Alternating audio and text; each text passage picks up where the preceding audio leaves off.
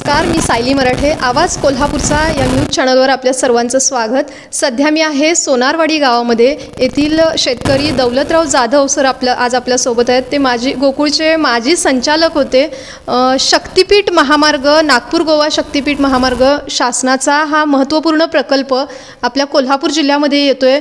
महाराष्ट्र राज्यातील जवळपास 12 जिल्ह्यांमधून हा शक्तिपीठ महामार्ग जातोय. आपल्या भुदरगडमधील काही गावांचा त्यामध्ये समावेश आहे. शक्तिपीठ महामार्ग हा शासनाचा विकास, शेतकऱ्यांचा विकास होईल या दृष्टीनं शासन हा प्रकल्प राबवते. पण शेतकऱ्यांचा यामध्ये कोणत्याही पद्धतीचा विकास होणार नाही असं शेतकऱ्यांची प्रतिक्रिया आहे. यावर सर तुम्ही कशी प्रतिक्रिया आहे? असं शेतकऱ्यांची प्रतिक्रिया तुम्ही जी घेतली ते विरोधातले शेतकरी आहेत. ज्यांची तुम्ही प्रतिक्रिया घेतली ते समर्थनात पण शेतकरी आहेत. म्हणजे अगदी वाघापूरपासून वाघापूर, वनगुती, कूर, मडिलगे, धाकटं मडिलगे, निळपण, दारवाड, फक्त म्हसव्यात जास्त विरोध आहे. थोड्या शेतकऱ्यांच्या सह्या पण आमच्याबरोबर आहेत. म्हणजे थोडे शेतकरी आमच्याबरोबर समर्थनात आहेत. आमच्याबरोबर आकुर्ड्यामधले कोणी नाही, मडूरमधले कोणी नाहीत. मडूरमधले कोणी नाहीत म्हणजे मडूर गावामधली वाडी जी आहे गावरेवाडी, त्या गावरेवाडीमधले मडुरात शेती असणारे लोक आमच्याबरोबर आहेत. त्यांच्या सह्या मडूरच्या ह्याच्यातनं आल्यात, पण मडूर गावातल्या कुणी सह्या दिलेल्या नाहीत आम्हाला. सोनारवाडीतले तर सगळेच आहेत. मी पण आहे, माझ्या विरोधी जो गट आहे इथला SM पाटील, त्यांची सह्या आमच्या ह्या समर्थनासाठी आहेत. ते पत्रकार बैठकीलासुद्धा आमच्याबरोबर होते.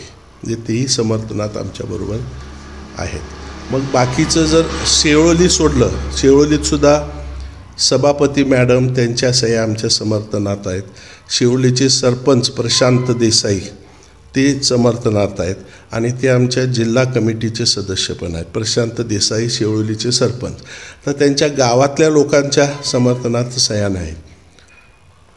पडकंब्याच्या आहेत, सोनोर्लीच्या आहेत, मेगोलीच्या आहेत, नवल्याच्या आहेत, देवर्डे आणि कारिवडी अशी 25 गावं आहेत ज्याच्यामध्ये भरपूर लोकांनी सह्या केल्यात. आमच्यामध्ये सुद्धा भरपूर लोकांनी सह्या केलेल्या आहेत.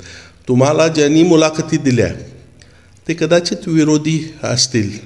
आता विरोध वेगवेगळ्या कारणांनी असू शकतो. त्यांची काही कारणं आहेत मला माहीत नाही, पण काही पॉलिटिकल असू शकतो, राजकीय गटांतर्गत काही असतील. आमचं जे आहे मुवमेंट ही कुठल्या गटाची नाही.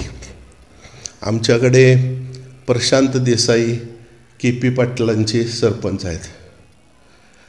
साधारण किती शेतकऱ्यांच्या सह्या यामध्ये तुम्ही घेतलेल्या आहेत? आम्ही भुदरगड तालुक्यामधनं 600-650 लोकांच्या आहेत आणि दानोळीपासून आजऱ्यापर्यंत 1000 लोकांच्या सह्या घेतलेल्या आहेत. दानोळी नंतर दानोळी म्हणजे शिरोळमधले 100% लोक जवळजवळ आमच्याबरोबर आहेत.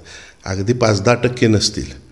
राजू शेट्टींचे तालुका अध्यक्ष राम शिंदे ते आमच्याबरोबर आहेत. तालुका अध्यक्ष स्वाभिमानी शेतकरी संघटनेचे यड्रावकर साहेबांचे सगळे डायरेक्टर आमच्याबरोबर आहेत. म्हणजे तिथं कोणीही विरोधात नाही. शिरोळमध्ये हातकणंगल्यामध्ये मेजॉरिटी लोक आमच्याबरोबर आहेत. करवीरमधली सुद्धा मेजॉरिटी लोक आमच्याबरोबर आहेत. आत्ता त्यांनी सगळ्यांनी सह्या दिल्यात. आणि आजऱ्यामधली सुद्धा मेजॉरिटी लोक आमच्याबरोबर आहेत. भुदरगडमधली मेजॉरिटी आहेत, पण ही 5-6 गावं सोडली तर बाकीच्या ठिकाणी मेजॉरिटीनं आमच्याबरोबर आहेत. 5-6 गावं म्हणजे कुठली? म्हसवं, आकुर्ड, पुष्पनगर, मडूर आणि शिवली ही 5-6 गावं, 25 गावं एकूण आहेत भुदरगड तालुक्यामध्ये. ही 5-6 गावं जर सोडली तर बाकी सगळीकडं मेजॉरिटी लोक आमच्याबरोबर आहेत. म्हणजे समर्थनात. त्यात देवर्डे या शक्तिपीठ महामार्गाच्या प्रकल्पामुळं शेतकऱ्यांचा नेमका कशा पद्धतीनं विकास होईल याविषयी? आज आमचा जो शेतकरी आहे तो अतिशय मागास आहे. मागास म्हणजे इथलं कुठलीही डेव्हलपमेंट झालेलं नाही, इंडस्ट्रीयल नाही. इथं जर आत्ताचा नवीन जो प्रोजेक्ट आहे, मुख्यमंत्र्यांनी या प्रोजेक्टच्या बाजूनं इंडस्ट्रीयल कॉरिडॉर तयार करणार आहेत. मोठमोठ्या इंडस्ट्री पण या रोडच्या बाजूने येतील आणि फ्युचरमध्ये अजून काही प्लॅनिंग आहेत त्यांचे. म्हणजे ह्या शक्तिपीठाच्या पॅरलल रेल्वे लाईनसुद्धा टाकण्याचं त्यांचं प्लॅन आहे. म्हणजे फ्युचर प्लॅन आज काय नाही आहे ते, पण असे जर गोष्टी झाल्या तर आपल्या भागाचा विकास नक्की होणार आहे. म्हणजे इथल्या सुशिक्षित बेकार लोकांना काम मिळणार आहे, धंदा उद्योग होईल, उद्योगधंदे वाढतील. आज शेती जर आमच्या इथली बघितली आपण तर बऱ्यापैकी पूरग्रस्त भाग आहे. परत फार मोठी परवडणारी शेतकऱ्याला शेती नाही आहे. मग शेतीशिवाय इतर उद्योगधंदेसुद्धा शेतकरी करतील. याच्यातून चांगला मोबदला शेतकऱ्यांना मिळणार आहे. 5 पट मुख्यमंत्र्यांनी सांगितलं आहे 5 पट देणार आहे म्हणून. पण शेतकऱ्यांना जो रेडी रेकनर दर आहे सध्याचा याच्या दुप्पट दर मिळणार असं मुख्यमंत्र्यांकडून त्यांना हे मिळालेलं आहे. नाही, आज तारखेला कायदा दुपटीचा आहे. तो उद्धव ठाकरे सरकारने केलेला कायदा आहे. तो आता बदलणार आहेत ते शासनाचा जो जे आर आहे पूर्वीचा कायदा बदलणार आहेत ते. कारण त्यांनी आम्हाला जे प्रॉमिस केलं आहे ते त्यांनी सांगितलं बेस्ट दर देणार, आत्तापर्यंत दिलेल्या दरापेक्षा जास्ती देणार. आणि कालच्या विधानसभेत सुद्धा सांगितलं आम्ही 5 पट देणार म्हणून सांगितलं आहे. त्यांनी त्यांच्या भाषणात विधानसभेत सांगितलं आहे. त्यामुळं दर चांगला मिळणार आहे शेतकऱ्याला आणि शेतकऱ्यांचं नुकसान कुठल्याही प्रकारचं होणार नाही ह्याची काळजी आम्ही घेणार आहे. म्हणजे आम्ही शेतकरी प्रतिनिधी आहोत, आम्ही कुठले राजकारणाचे प्रतिनिधी नाहीत. म्हणजे आमच्या मुवमेंटमध्ये सगळ्या पक्षाचे लोक आहेत. म्हणजे अगदी BJPचे आहेत, KP पाटलांचे आहेत, बंटी पाटलांचे आहेत, परत राजू शेट्टींचे लोक आहेत. म्हणजे असे सर्वपक्षीय लोकांची आमची ही मुवमेंट आहे, कुठल्या एका पक्षाची नाही. म्हणजे राजू शेट्टींचे शिरोळ तालुका अध्यक्ष राम शिंदे आमच्याबरोबर आहेत. आता अगदीच सांगायचं झालं तर आमच्या गावातले आमचे विरोधक रेशम पाटील हे बंटी पाटलांचे आहेत, पण त्यांनी आम्हाला समर्थनात सह्या दिली. मी आत्ताच येता काही सोनारवाडी गावातील म्हणजे कोणाच्या घरी नाही गेले, शेनगाववरून येत असताना शेतकरी मला काही शेतामध्ये काम करताना दिसले. तर तिथल्या काही शेतकऱ्यांचाही त्याला विरोध आहे. मग काही असतं म्हणजे सगळ्याच लोकांचं आमच्या बाजूने समर्थन आहे असं नाही. काही लोकांना काहीतरी भडकवलेलं असतं, काही लोकांना काहीतरी आमिष दाखवलेले असतात, काही नोकऱ्या असतात. मौनी विद्यापीठाचं इथं प्राबल्य आहे आणि बिदरी कारखाना आहे, तिथल्या नोकऱ्या आहेत. तिथल्या स्थानिक शेतकऱ्यांशी तुम्ही असं काही प्रत्यक्ष संवाद साधायचा प्रयत्न केला ना. आम्ही इथं मिटिंग घेतली, मी आणि SM पाटील हे बंटी पाटील गटाची ग्रामपंचायतच्या ऑफिसमध्ये मिटिंग घेतली. त्यांना समजून सांगितलं बाबा हे असे फायदे आहेत, इकडं झाला पाहिजे. म्हणजे ज्या वेळा रस्ता होतो, म्हणजे कुठलाही रस्ता आपण बघितलं, गावात राहणारी माणसं रोड जर बाहेर झाला तर रोडवर येऊन घरं बांधतात आणि रोड मोठा होत असतो, रोडवरती वस्ती वाढत असते. याचं कारण काय, त्याचे ॲडव्हान्टेजेस असतात. पण लोकांची शेतकऱ्यांची अशी प्रतिक्रिया आहे की हा रस्ता जो आहे तो 20 फूट उंचीवरून होणार आहे. बरोबर आहे, पण ती जरी 20 फूट उंचीवर गेला तर त्याला गारगोटीमधनं ॲक्सेस आहे, गारगोटीमधनं ॲक्सेस आहे, बाळूमामावरनं ॲक्सेस आहे आणि घाटकरवाडीमधनं ॲक्सेस आहे. असे 3 ॲक्सेस आहेत. याच्यामुळं काय होईल, गारगोटीचं महत्त्व नक्कीच वाढेल. गारगोटी त्याच्या बाजूनं सगळी गावं आहेत ना, आकुर्डे आहे, मसवे आहे, त्या बाजू सगळे डेव्हलप होणार आहेत. आणि तेच नव्हे तर एकदा ह्या रोडवरनं माणसं खाली उतरायला लागली, गोव्याला जाणारी माणसं खाली उतरायला लागली तर इथलाही पर्यटन त्यांना बोलवणार की. मदाचं गाव पाटगाव आहे, रांगणा किल्ला आहे, भुदरगड किल्ला आहे, ह्यासाठी लोक येतील, पर्यटनाचा विकास होईल. आणि ज्यावेळा माणसं येतील त्यावेळेला बरेचसे उद्योग व्यवसाय भरणार आहेत, तिथं वाढीला लागणार आहेत आणि त्यामुळे इथल्या लोकांचा विकास होणार आहे, डेव्हलपमेंट होणार आहे, त्यांना फायदा होणार आहे. त्यांना सध्या एक नागपूर रत्नागिरी असाही महामार्ग म्हणजे समांतर एक रोड आहेच याच्यासाठी. तर नागपूर रत्नागिरी तिकडं जातो आणि रत्नागिरी गोवा हे अगदी थोडं अंतर आहे आणि मुंबई गोवा हा हायवे असताना पुन्हा हा शक्तीपीठ महामार्गचा अट्टाहास शासनाचा का, कशासाठी ते सांगतो. कसं आहे, हा शक्तीपीठ म्हणून त्यांनी काढलेला योजना आहे आणि ह्या शक्तीपीठाला धार्मिक पर्यटन हा बेस आहे. म्हणजे अगदी तुमच्या वर्ध्यापासून वेगवेगळी धार्मिक पवित्र ठिकाणं या रस्त्यानं जोडलेली आहेत. मग अगदीच सांगायचं झालं तर कोल्हापूरचं अंबाबाई आहे, बाळूमामा आहे, बाळूमामांचे गुरु गारगोटीला मुळे महाराज आहेत, बाळूमामांचे गुरु आहेत आणि मग तिथून पुढं जाऊन पत्रादेवीला तो जोडला आहे. हा रस्ता मेजॉरिटीली धार्मिक पर्यटनासाठी शासनाने केलेला आहे. आणि आपल्याला माहिती आहे की आपलं लोक सगळे श्रद्धाळू असतात, भाविक असतात आणि त्यांना धार्मिक स्थळाला भेटी देण्याचा कल हा सगळ्यांचाच असतो. आणि त्यामुळं या रोडवरती हे तीर्थक्षेत्र करणारे धार्मिक श्रद्धाळू जे आहेत त्यांचा रहदारी वाढणार आहे आणि त्यांच्यासाठी म्हणून हा रस्ता गरजेचा आहे. म्हणजे तिकडून येणारा, नागपूरवरनं येणारा कोल्हापूरला येईल आणि कोल्हापूरवरनं परत इकडं बाळूमामाला येईल. बाळूमामावरनं गारगोटीत मुळे महाराज आहेत, पाटगाव आहे, रांगणा किल्ला आहे आणि मग भुदरगड किल्ला आहे आणि तसंच खाली पुढं जाऊन पत्रादेवी वगैरे आहे. त्यामुळे इकडं जातील आणि हे धार्मिक पर्यटनासाठी खास करून बनवलेला हा रस्ता आहे. आणि ह्या रोडमुळं खरं तर जे सध्याचं अंतर आहे हे कमी होईल, वेळेची बचत होईल.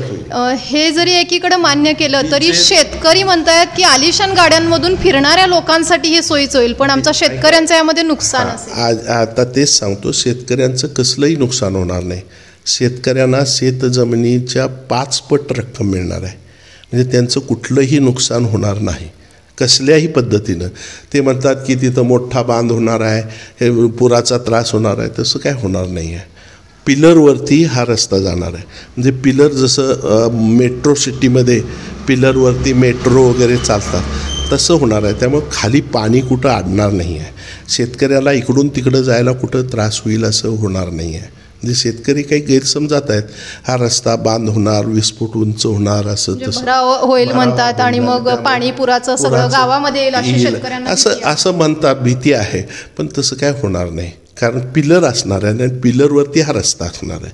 त्यामुळं पुराचा वगैरे ह्यामुळं काय प्रादुर्भाव वाढणार नाही आहे, लक्षात आलं. आणि त्यामुळं शेतकऱ्यांचं काय नुकसान. ह्या सगळ्या तांत्रिक ज्या गोष्टी आहेत याचा तुम्ही पूर्णपणे खात्रीशीर माहिती शासनाकडून घेतली. मुख्यमंत्र्यांच्याकडं आम्ही मागणी केलेली आहे. म्हणजे विमानतळावर ज्या वेळेला आम्ही हे 1000 लोकांचं निवेदन दिलं मुख्यमंत्र्यांना, त्यावेळा त्यांना सांगितलं की आमचा जो भाग आहे नदीकाठचा, कारण खास करून वेदगंगा नदीवर 7-8 ठिकाणी हा रस्ता क्रॉस करतो आहे. वेदगंगा नदीला म्हणजे अगदी निडोरीपासून ते शेळोलीपर्यंत हा रस्ता 7-8 वेळा इकडं तिकडं होतो आहे. म्हणजे नदीच्या पात्राच्या जवळून जातो आहे. तसंच तिकडंसुद्धा कृष्णा वारणीच्या पट्ट्यातसुद्धा तोच भाग आहे. तर आम्ही खास करून मागणी केलेली आहे की हा रस्ता भरावा करू नका, आम्हाला पिलरवरनं हा रस्ता जाऊ द्या, म्हणजे आम्हाला ह्या पुराचा त्रास काही होणार नाही. तर आम्ही जवळपास भुदरगडमधल्या बऱ्याचशा गावातील शेतकऱ्यांना भेटलो. म्हणजे मडिलगे असेल, म्हसवे, आकुर्डे, त्याचबरोबर मडूर, शेळोली ह्या गावातील शेतकऱ्यांना ज्यावेळी मी विचारणा केली की मुख्यमंत्र्यांकडे आपल्या भुदरगड तालुक्यातून असेल, कोल्हापूर जिल्ह्यातून असेल 1000 सह्यांचं निवेदन शक्तिपीठ व्हावा यासाठी समर्थन गेलेलं आहे. तर तुम्ही त्यामध्ये सही केलेली आहे का, अशी ज्यावेळी विचारणा करण्यात आली त्यावेळी शेतकऱ्यांनी आम्ही त्या सह्याच केलेल्या नाहीत असं सांगितलेलं. आता ज्यांना तुम्ही विचारलं असेल त्यांच्या सह्या नसतील, मग ज्यांना तुम्ही विचारलेलं नाही आहे त्यांच्या सह्या आहेत त्या. आणि रँडमली असं कोणाकडे ओळखीने गेलेलो नाही आहेत. सहज आम्ही जाता जाता जे आम्हाला शेतकरी शेतात काम करणारे दिसले त्या शक्तिपीठाच्या पट्ट्यामध्ये आहेत, जे शक्तिपीठ बाधित शेतकरी आहेत अशा काही शेतकऱ्यांनाच आम्ही भेटलेलो आहे. तर त्या शेतकऱ्यांच्याकडून म्हणजे मला कुणीही सांगितलं नाही की बाबा आम्ही समर्थनार्थ सही दिली. मी तुम्हाला काय सांगितलं, मसव्यामध्ये आम्हाला सह्या मिळालेल्या नाहीत कुणाच्याही, आकुर्ड्यामध्ये कुणाच्या मिळालेल्या नाहीत. मडिलगेमध्येही गेले, मडिलग्यामधल्या काही शेतकऱ्यांचं आहे, काही शेतकऱ्यांचं समर्थन आहे. आम्ही 100% कुठं म्हणतोय, 100% शेतकऱ्यांचं समर्थन असं नाही. काही शेतकरी काही अज्ञानामुळं त्या शेतकऱ्यांचा विरोध काय, नेमकं काय आहे त्या विरोध. आता ते त्यांना माहिती. कदाचित माझ्या माहितीप्रमाणे राजकीय विरोध असू शकतो, राजकीय दबावपोटी काही विरोधात असतील, काही अज्ञानामुळं असतील. त्यांना ह्या शक्तिपीठ रोडचं महत्त्व कळत नसेल किंवा भविष्यामध्ये त्याचे होणारे फायदे त्याचं आकलन त्यांना होत नसेल. पण जेव्हा ते होईल त्यावेळा त्यांना वाटेल हा रस्ता झाला, हे योग्य झालं. तुम्ही आता म्हणताय की शेतकऱ्यांना शासनाकडून 5 पट मोबदला मिळेल. साधारण आपल्या कोल्हापूरमध्ये किंवा भुदरगड तालुक्यामध्ये अल्पभूधारक शेतकऱ्यांची संख्या ही बरीच मोठी आहे. म्हणजे त्याच्यामध्ये साधारण गुंठ्यामध्ये शेती असणारे, अगदी 5-10 गुंठ शेती असणारे असे शेतकरी आहेत. त्यांना त्याचा साधारण किती मोबदला मिळेल, एक आकडेवारी सांगाल? त्यांना सगळाच म्हणजे त्यांचं जो दर तिथलं त्या गावामध्ये मॅक्झिमम खरेदी ज्याची झालेली आहे, मॅक्झिमम रेडी रेकनर नव्हे, जास्तीत जास्त दरानं ज्यांची खरेदी झालेली आहे बाजारभावानुसार, तर बाजारभावाच्या 5 पट आम्ही मागितलेला आहे आणि ते देणार आहेत. बाजारभावाच्या 5 पट देणार आहेत. आता बाजारभाव ठरणार कशानं, तर कुठली तरी व्यवहार झालेल्याचं रजिस्टर कागद पाहिजे आणि अशी कागदं साधारण सहकारी संस्था फुल रकमेनं करतात. प्रायव्हेटमध्ये लोक फुल रकमेनं करत नाहीत रेडी रेकनरनं, पण सहकारी संस्थामध्ये 1 नंबर 2 नंबर करता येत नाहीत, शासकीय व्यवहारामध्ये करता येत नाहीत आणि असे झालेले व्यवहार हे बाजारभावानं होत असतात. त्याच्या 5 पट आम्ही मागणी केलेली आहे आणि ते देतो म्हणून मुख्यमंत्र्यांनी आम्हाला सांगितलं आहे. त्यामुळं त्याचा जरी रेडी रेकनर कमी असला तर असे स्टॅम्प काही त्या गावातले असले व्यवहार झालेले त्याच्या 5 पट रक्कम मिळणार आहे. आणि दुसरी अशी आहे, एखाद्याला जर जमीनच पाहिजे असेल, मी भूमिहीन होतो आहे आणि मला जमीनच पाहिजे, तर आमच्याकडं असे लोक आहेत की आम्ही जमीन देतो, तुम्हाला जमिनीला जमीन देतो, असे पण लोक आहेत. लक्षात आलं? म्हणजे तुम्हाला जमीन पाहिजे आहे ना, तुमची जमीन जाते ना, त्या मोबदल्यात आम्ही जमीन देतो. काही शेतकऱ्यांची अशी मागणी आहे की बाबा या मोबदल्यामध्ये आम्हाला दुसरीकडे जमीन मिळणार नाही, तर आम्हाला शासनानेच जमीन द्यावी. शासन नाही, आम्ही शेतकरी द्यायला तयार आहे. शासनाकडे मागायचीच गरज नाही. आमच्याकडे असे शेतकरी आहेत की ज्यांना अशी जमीनच पाहिजे आहे, त्यांना जमीनसुद्धा द्यायची तयारी आहे. फक्त शासनाकडं मिळणारा सगळे फायदे आणि सगळे ज्या गोष्टी आहेत ते जमीन देणाऱ्या माणसाला मिळायला पाहिजेत. म्हणजे त्या जमिनीतनं शासनाकडं जे मिळते ते सगळंच्या सगळं त्या माणसाला दिलं तर ती जमिनी द्यायला सुद्धा आमच्याकडं माणसं आहेत. म्हणजे कुणाला जमीनच पाहिजे असेल तर जमिनीसुद्धा आम्ही देऊ त्यांना. म्हणजे ही सुद्धा व्यवस्था आम्ही केलेली आहे. काही शेतकऱ्यांचे असे हे आहे की बाबा आत्ता आम्हाला मोबदला देतील, हा मोबदला काही कालावधी पुरता पैशाच्या स्वरूपातला टिकेल, तर अशावेळी आमच्या कुटुंबातल्या जो कोणी भूमिहीन होतोय शेतकरी, तर तशा कुटुंबातल्या व्यक्तीला सरकारी नोकरी शासनानं द्यावी. त्यासाठी आम्ही बाधित शेतकऱ्यांचा दाखला मागितला आहे. प्रकल्प बाधित लोक ज्यांना बाधित आहेत त्यांना दाखला द्यावा. आणि हे जे अगदी रोड वगैरे आपला होतो आहे त्याच्यामध्ये ॲक्ट्रॉय तुमचं काय म्हणतो आहे आपण, नाक्यावरती पैसे टोल, ते टोलमधनं सुद्धा काही भाग हे बाधित शेतकऱ्यांच्यासाठी राखून ठेवावा आणि त्यासाठी शेतकऱ्यांना पेन्शन चालू व्हावी अशी मागणी आमची आहे. सध्या जे बाधित शेतकरी असतील त्यांच्यासाठी पेन्शन सुरू करावी. म्हणजे तुम्ही टोल जो घेणार आहे त्याच्यात काही भाग ह्या शेतकऱ्यांच्यासाठी, कारण त्यांनी त्याग केलेला आहे, त्यांनी आपली जमीन दिलेली आहे, मग लाईफ लाँग त्यांच्याकडे काय सोर्स राहणार नाही, त्यासाठी तुम्ही ती पेन्शन. शासन या सगळ्या तुमच्या ज्या मागण्या आहेत ह्याला मान्यता देईल का? आम्ही मागणी करतोय. आता शासन काय करणार आहे शासनाला माहिती आहे, बरोबर, पण आम्ही मागणी करतोय हे द्यावं त्यांनी.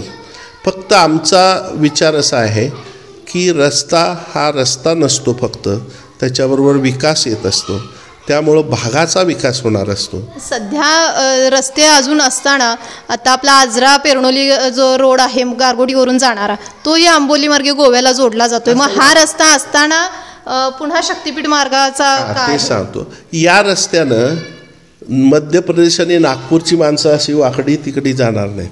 त्यांच्यासाठी जर सेपरेट असा स्ट्रेट आणि शॉर्ट डिस्टन्सचा जर रस्ता मिळाला तर ते प्रिफर करतील. ते असं इकडं पेरनोलीवरनं आजऱ्याला जाऊन परत आंबोलीला येणं हे ते लोक प्रिफर करणार नाही. तो जर रोड आता शक्तीपीठ महामार्ग झाला तर ह्या रोडचं काय, इकडची वाहतूक आहे ती थांबणारच आहे, इंटरनल लोकांच्यासाठी वापरायला मिळेल. पण सध्या या रोडवरून बाहेरची जी वाहतूक होते ती पूर्णपणे थांबणार आणि या वाहतुकीवर काही लोकांचे व्यवसाय चालतात असं मला वाटत नाही. इकडे फार मोठे काही व्यवसाय आहेत असं मला वाटत नाही. तुम्ही जाऊन बघा, गारगोटीपासून पेरनोली काही छोटे दुकानदार असतील, हॉटेल व्यावसायिक असतील, ते कोण बाहेरचे लोक येत नाहीत त्यांच्यासाठी, ते लोकल लोक असतात. आणि ते लोकल लोकांच्याकडे लोकांच्यामुळे ते व्यवसाय चालणारच आहेत. दुकानदार, हॉटेल वगैरे ते स्थानिक लोकांच्यासाठी चाललेले आहेत. ते बाहेरच्या मध्य प्रदेशकडनं किंवा नागपूरकडनं येणारे लोक त्यांच्या दुकानात कोण खरेदीला येत नाहीत किंवा चहा प्यायला येत नाहीत. सध्या जो रोड चालू आहे त्यामध्ये काही लोकांची शेतीची जागा असेल किंवा काहींचे प्लॉट्स असतील, घरं असतील, ती त्यामध्ये जात आहेत. मग शक्तिपीठ महामार्गाचा एवढा मोठा प्रोजेक्ट असताना याच्यावर का शासन अजून हे करते? आता त्याच्याबद्दल मी काय अभ्यास केला नाही, मलाही माहिती नाही, मी त्याचं समर्थन करतोय असं नाही. पण ते इंटरनल लोकांना हवे असतील, म्हणजे इथल्या लोकांना आजऱ्याला जायचं असेल, दुसऱ्या गावातनी जायचं असेल, त्यांच्यासाठी सोयीसाठी ते केलेले असतील. पण मी त्याचा काय अभ्यास केलेला नाही. माझं त्याच्याबद्दल काय मत असायचं कारण नाही. मी फक्त शक्तिपीठ महामार्गाचं समर्थन करतोय आणि त्यामुळं शक्तिपीठ महामार्गामुळं फार मोठा विकास होणार आहे. आणि शक्तिपीठ मार्ग म्हणतो आपण आणि तो कोल्हापूरच्या बाहेरनं जातो. मग त्याच्यात महालक्ष्मी कोल्हापूरची नसेल तर त्याला शक्तिपीठ म्हणायचं कसं? म्हणजे महालक्ष्मी कोल्हापूरची नसेल तर त्याला शक्तिपीठ म्हणता येईल का? हा एक विषय. आणि धार्मिक पर्यटनामध्ये कोल्हापूरचं महत्त्व कमी होईल. हा रस्ता जर बाहेरून गेला, रस्त्यांनी कनेक्टिव्हिटी असल्यामुळं कोल्हापूरमध्ये भरपूर पब्लिक वाढणार आहे. कोल्हापूरमध्ये पर्यायानं कोल्हापूर जिल्ह्याचा विकास होणार आहे. तसंच बाळूमामाकडे आज विदर्भ मराठवाड्यावरनं लाखो लोक येतात. बघताय तुम्ही, पौर्णिमेला, अमावस्याला वगैरे भरपूर लोक येतात.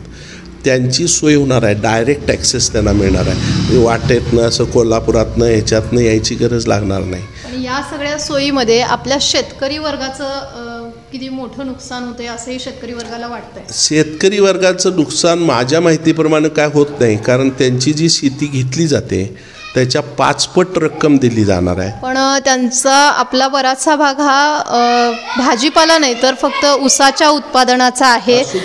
त्याचबरोबर दुग्ध व्यवसाय, शेतीला जोडधंदा म्हणून दुग्ध व्यवसाय. तर ते दुग्ध व्यवसाय जर त्यांच्याकडे शेतीच राहिली नाही तर दुग्ध व्यवसाय कसा चालेल? चारा पाण्याची व्यवस्था कशी होईल? शेती राहणार नाही असं नाही. शेती सगळ्यांचीच राहणार आहे. रस्ता हा कॉलमवरनं जाणार आहे. त्यामुळे शेती सगळीच जाणार आहे असा विषय नाही. पण त्याचे पैसे मात्र तुम्हाला मिळणार आहेत सगळ्यांना. म्हणजे शेतीचे पैसे मिळणार आहेत आणि शेतीचा चारा बिरा त्या ह्याच्या खालचा तुम्ही काढू शकताय. त्याला कोण चारा वैरण करू शकताय, त्याच्यासाठी ह्याला हे करू शकताय. आणि आजची शेती आमच्या भागातली विचार केला तर न परवडणारी शेती आहे. आता सध्या जे पाईपलाईनच्या स्कीमा वगैरे आहेत त्या काही डिस्टर्ब होणार नाहीत. त्याला पाईपलाईन पलीकडे जायला मिळणार नाही असं त्यांच्यामध्ये संभ्रम. हा गैरसमज आहे. कारण पिलरवरनं जर गेला तर इकडं तिकडं पाईपलाईनला काय डिस्टर्ब व्हायचं काय कारण नाही ना. खालनं तुम्हाला ॲक्सेसच आहे ना जायला यायला. पाईपलाईन काय डिस्टर्ब होणार नाहीत. शासनाकडे एकदा आमची जमीन गेली तर शासन त्याच्यावर जे काय निर्णय किंवा ज्या काही अटी लावेल त्या मान्य कराव्या लागतील असं म्हणतात. शासनाने जर नाहीच त्याला हे दिलं, परवानगी दिलीच नाही समजा, नवीन घालायला परवानगी देणार नाही. पूर्वीच्या आहेत त्याला शासन नाकारू शकत नाही.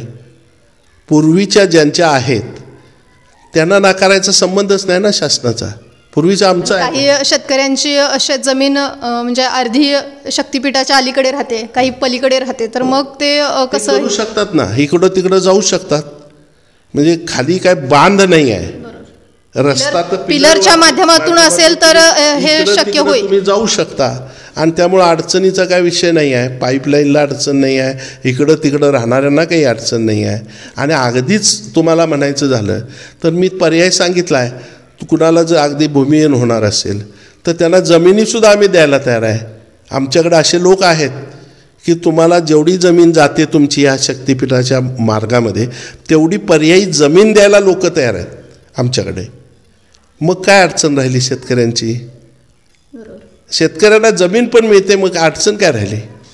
भागाचा विकास, बागायती जमीन, शेती मिळेल म्हणजे द्यायला लोक तयार आहेत. आज जे शेतीचं क्षेत्र सध्या तुम्ही म्हणताय, बऱ्याचशा शेतकऱ्यांची अशी हे आहे की म्हणजे तुमच्यावर काही आरोप लावले जातात की तुमची भरपूर शेती आहे आणि त्या शेती ती पिकत नाही, नापिकी आहे, म्हणून या गोष्टीसाठी तुम्ही शक्तिपीठ महामार्गाला समर्थन देताय, अशी काही शेतकऱ्यांचे तुमच्यावर आरोप आहेत. हे दादांत खोटे आणि चुकीचे आरोप आहेत. ह्याचं कारण असं, या काय म्हणतोय आपण पाटगाव लाभ क्षेत्रामध्ये 8 एकरापेक्षा जास्ती शेती कुणाकडं नाही. त्यामुळे जास्ती शेती आहे वगैरे असा काय विषय नाही आहे. माझी शेती कुठंही नापिकी नाही आहे, सगळीच्या सगळी मी पिकवतो आहे.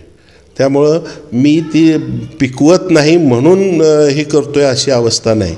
आणि आत्ता तुम्ही जर बघितलं, आजसुद्धा ज्या शेतातनं माझ्या जातो आहे रस्ता, त्या शेतात आजही पिकं बघा जाऊन, ती पिकलेलीच आहेत. म्हणजे जिथनं जात, त्यांचं म्हणणं आहे की नदीकाठाला होणी ते वगैरे, ही शेती नदीकाठानं जात नाही आहे आमच्या शेतातनं, मधनं शिवारातनं जाते. आणि त्या शिवारातली शेतामध्ये आजसुद्धा पिकं आहेत, कायमच आहेत, आणि ती काय पडलेली शेती नाही आहे. आणि हे खोटाने दादांत असं म्हणजे काहीतरी निकालच हे करतात. मी प्रामाणिकपणे एवढ्यासाठी करतो आहे, भागाचा विकास होईल. गारगोटी हा मागासलेला आहे, इकडं रस्त्याची कनेक्टिव्हिटी कमी आहे, आणि त्यामुळे ह्या भागामध्ये उद्योग धंदे व्यवसाय वाढतील, धार्मिक पर्यटन वाढेल, इतर पर्यटन वाढेल. आणि हा एक प्रामाणिक हेतू ठेवून मी या शक्तिपीठाचं समर्थन करतो आहे. काही लोकांचं असंही म्हणणं आहे की काही राजकीय स्वार्थ डोळ्यासमोर ठेवून तुम्ही या शक्तिपीठ महामार्गाला समर्थन देताय. माझा राजकीय स्वार्थ कुणाकडं असणार आहे?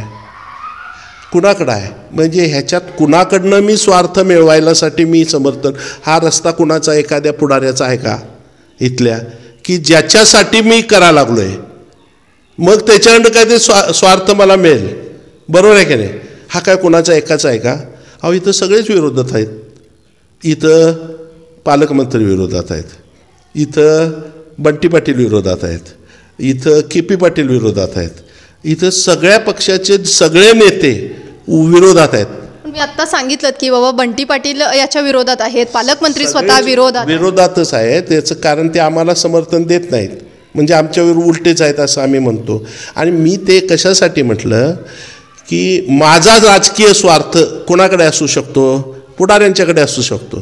ते सगळेच माझ्या विरोधात आहे आणि त्याच्या उलटं मी काम करालो आहे. मग माझा राजकीय स्वार्थ मी कसा साधणार? म्हणजे माझ्या स्वार्थासाठी, राजकीय स्वार्थासाठी हे करतोय असं लोक म्हणतात, असं तुम्हीच सांगितलं मला माहीत नाही.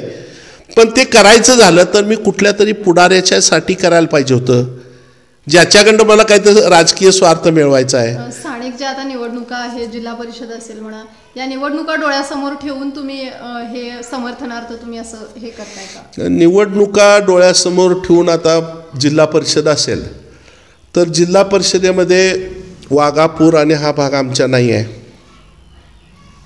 मसवे अकुर्डे आमच्यात नाही आहे.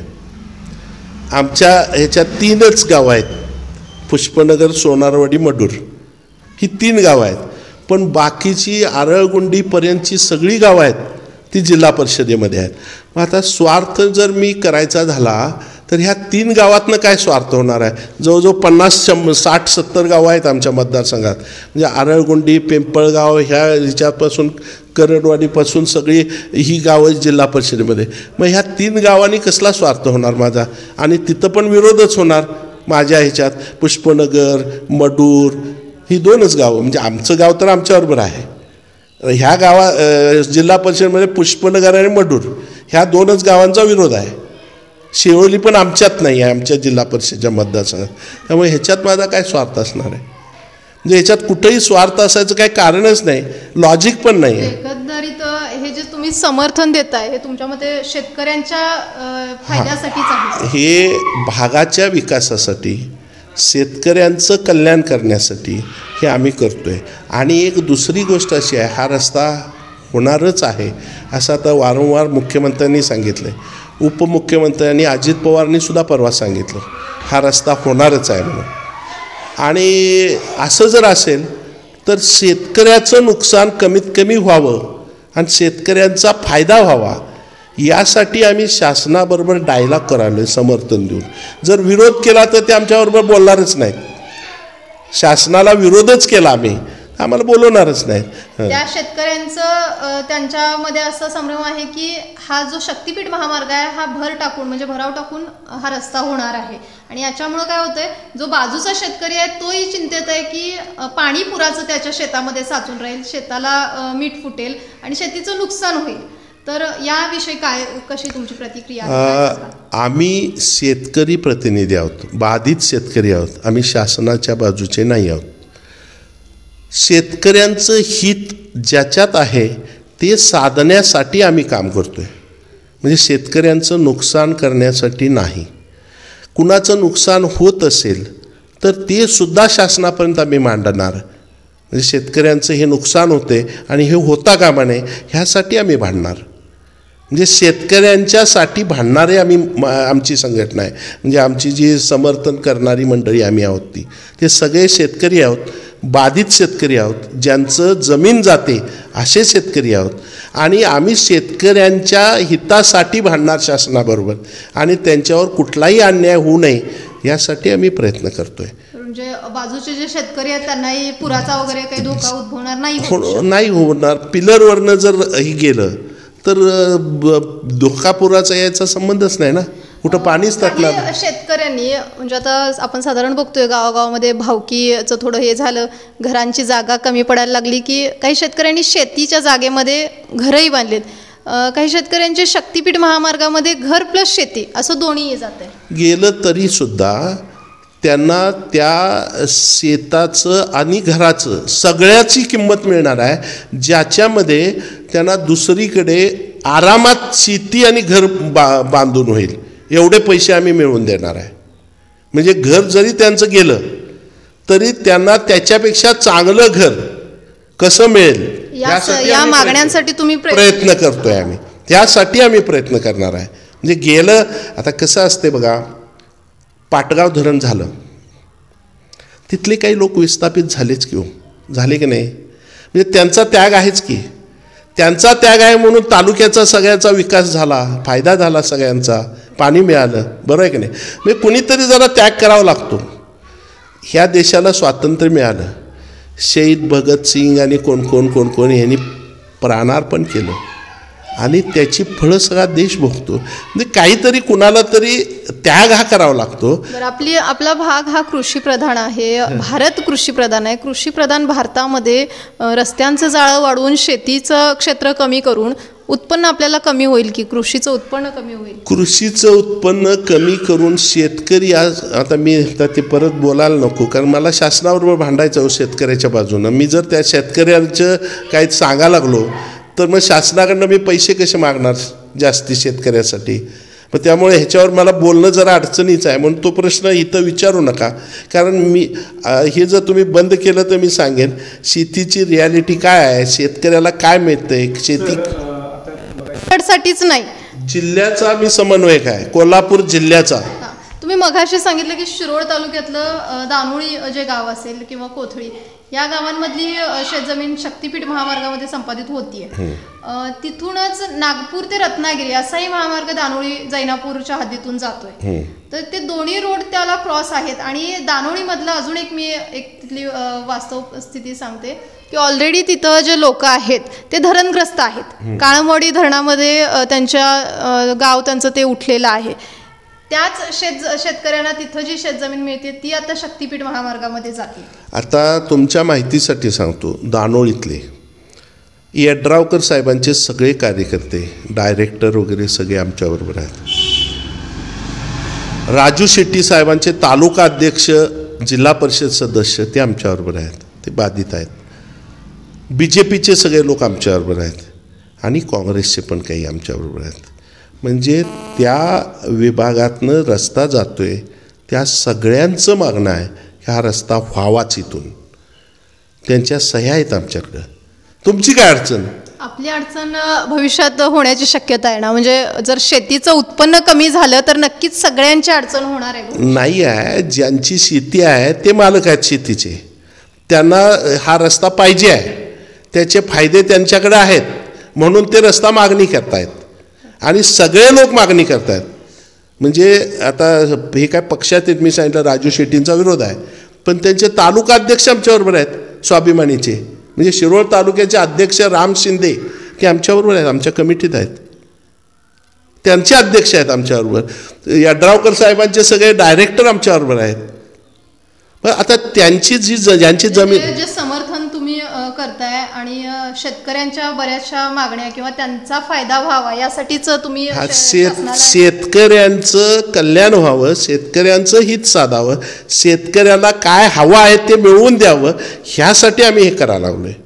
आता शिरोळमध्ये 4 रस्ते असतील, 5 असतील असं म्हणताय तुम्ही, ठीक आहे, पण त्या लोकांना जर तिथनं रस्ता हे पाहिजे असेल तर मग तुमचं काय म्हणणं, शेतकऱ्यांना पाहिजे आहे, तिथल्या काही लोकांना तो रस्ता हवाय, मेजॉरिटी लोकांना तो नको आहे, ज्याची शेत जमीन जाते अशा मेजॉरिटी लोकांना. त्या मेजॉरिटी लोकांची मिटिंग झाली आहे, त्यांचं समर्थनार्थ जवळजवळ 70% लोकांनी सह्या दिल्यात. परवाच नागपूर रत्नागिरी साठी पण उपोषणं झाली. ते वेगळं कारण आहे. नागपूर रत्नागिरी ह्याच्यामध्ये मधला एक पट्टा आहे, मधला कुठनं ते शिरोळच्या भागाच्या पुढं ते ह्याच्यापर्यंत, त्या पट्ट्याला दर दिला आहे जो शासनानं, ते दर म्हणजे उद्धव ठाकरे सरकार आल्यानंतर त्यांनी कायदा बदलला. हे 5 पट्टीचा समृद्धीचा होता, तो 2 पट केला, म्हणून तिथं दर कमी, तेवढ्याच मधल्या पट्ट्याला दर कमी मिळाला आहे. हे चूक आहे, आम्ही त्याच्यात बरोबर आहोत, कारण शेतकऱ्यावर अन्याय झाला आहे. तिथं त्या मागच्या पट्ट्यात 5 पट दिला आहे, पुढच्या पट्ट्यात 5 पट दिला आहे, आणि मधल्याच पट्ट्यात तुम्ही 2 पट जर देणार असाल तर ते चुकीचं आहे. त्यांना पण आपल्याला 5 पट द्यावं असं आमची मागणी आहे. आम्ही त्या बाजूनं आहे शेतकऱ्यांच्या, म्हणून त्यासाठी आम्ही शेतकऱ्यांचं हित बघणार आहे. शेतकऱ्यांचं हित, शेतकऱ्यांचं कल्याण जिथं असेल ते आम्ही करणार आहे. त्यासाठी शासनाबरोबर भांडा लागलं, आम्ही भांडणार आहे. शेतीचं क्षेत्र कमी झाल्यानं पुढे भविष्यात धोका उद्भवणार नाही का? अन्नधान्याचा थोडाफार म्हणजे तुटवडा होऊ शकतो, होण्याची शक्यता नाकारता येत नाही आपल्याला. एवढ्याशा शेतीनं होत नाही, एवढंच नाही, शेतीचं बरंच क्षेत्र आहे, कितीतरी एकर क्षेत्र. महाराष्ट्रामधली 100% जी शेती आहे त्याच्यातली रस्त्यामध्ये गेलेली शेती 2 ते 2.5% आहे, ह्याच्यापेक्षा जास्त नाही. आणि जी कल्टिवेशन खाली नाही अशी 15% शेती आहे, 15 ते 20%. जी कल्टिवेशनमध्ये नाही, कल्टिवेशन करता येणं शक्य आहे पण करत नाहीत अशी पडून आहे. मग शेतीचं जर तुम्हाला हे असेल तर ती शेती कल्टिवेशन खाली आणावी. जे रस्त्यामुळं विकास होतोय त्यासाठी 2% जमीन गेली तर वाईट वाटायचं काय कारण नाही. जी कल्टिवेशनमध्ये नाही ती 15-20% जमीन जर तुम्ही कल्टिवेशनमध्ये आणली तर ते आणि उत्पन्न वाढेल. आम्ही आता भागातल्या बऱ्याच शेतकऱ्यांच्या सोबत जो संवाद केला या शक्तिपीठ महामार्गाच्या विषयी, तर शेतकऱ्यांचा विरोध आहे, पण विकास व्हावा, विकासाला त्यांचा नक्कीच विरोध नाही आहे, विकास व्हावा अशी त्यांची मागणी आहे, पण त्यांना त्याचा मोबदला मात्र योग्य मिळाला पाहिजे. जे शासन ग्वाही देते की बाबा दुप्पटच मिळेल, JR दुप्पटच आहे, हे जे चित्र सगळीकडे पसरलेलं आहे, मग त्याच्यावर कुठेतरी हे होणं गरजेचं आहे. त्यासाठी पूर्वीच्या सरकारनं 5 पटीचा दर होता, उद्धव ठाकरे सरकारमध्ये आलं त्यांनी 2 पट केलं, त्यामुळं हा जो आक्रोश आहे तो आहे.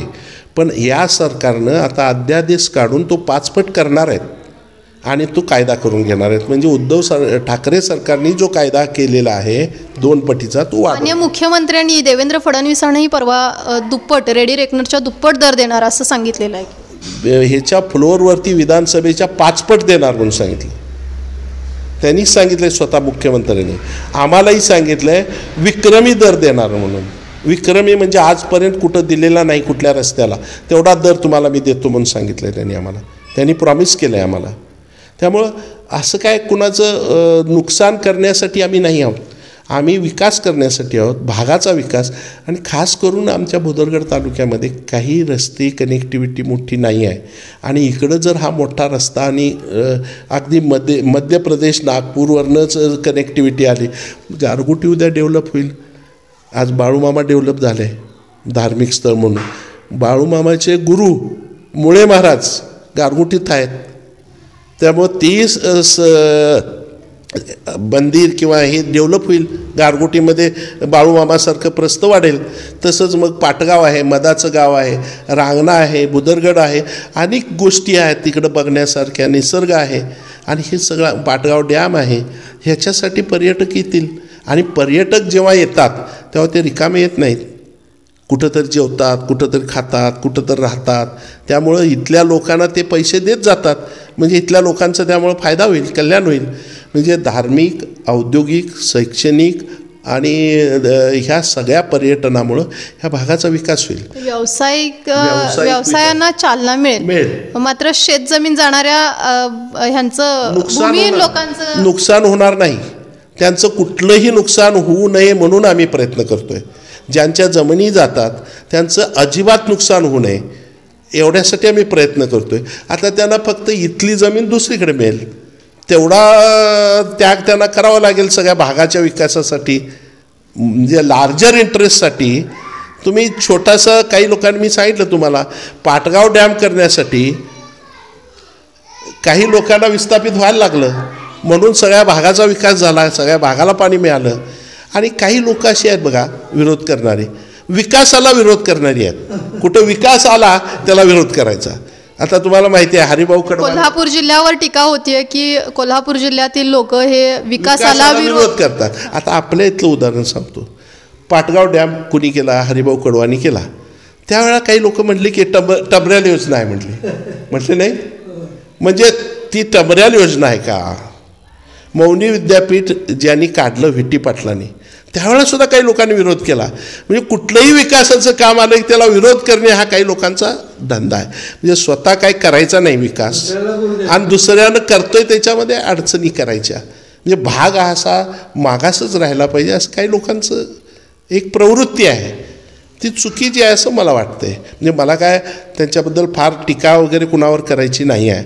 पण माझा जो इंटेन्शन आहे, व्ह्यू आहे, तो भागाचा विकास व्हावा.